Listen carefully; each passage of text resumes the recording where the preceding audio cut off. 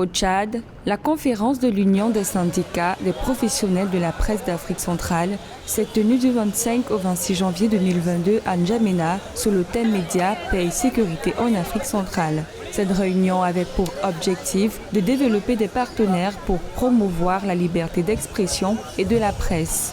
À l'issue de cette conférence, les participants ont recommandé aux journalistes et aux syndicats le renforcement des organisations syndicales, des médias en Afrique centrale et la formation de la sensibilisation des journalistes aux droits du travail et à l'activité syndicale.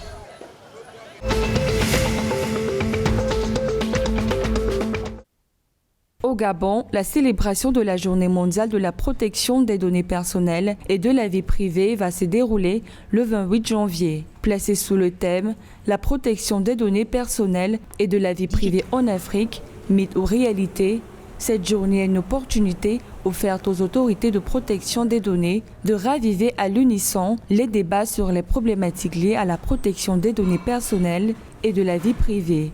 Cette année, les activités marquant cette célébration vont se tenir à Port-Gentil, localité de la province de l'Ogooué-Maritime, où s'exerce une forte activité économique entraînant indéniablement la mise en œuvre des traitements des données à caractère personnel.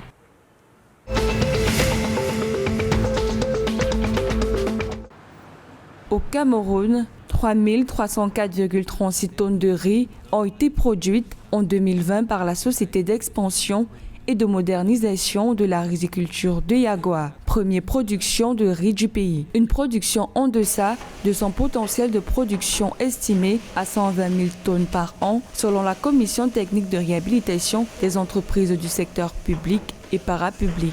Pour booster la production de ces denrées alimentaires dont la demande nationale était estimée à 576 949 tonnes en 2020, la Commission technique de réhabilitation des entreprises du secteur privé et parapublic ambitionne d'améliorer les conditions d'exploitation des périmètres de champs afin d'accroître leur productivité, la réhabilitation des unités situées dans les périmètres de Yagua et de Maga et la mise en place d'une stratégie de commercialisation du riz local.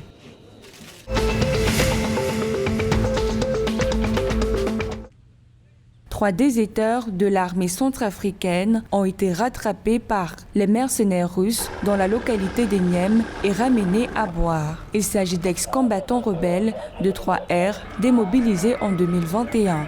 Cette désertion fait suite à une série de critiques des ex-combattants envers les autorités militaires. Ces derniers reprochent aux autorités militaires centrafricaines la répartition des ex-combattants en deux groupes que sont les ex-miliciens anti-Balaka et les ex-combattants de 3R. Rappelons que le 22 décembre 2021, 15 rebelles de la coalition des Patriotes pour le changement, dont 3 du mouvement 3R et 13 de la milice anti-Balaka, sont sortis de leur cachette pour demander aux forces de l'ordre leur désarmement officiel.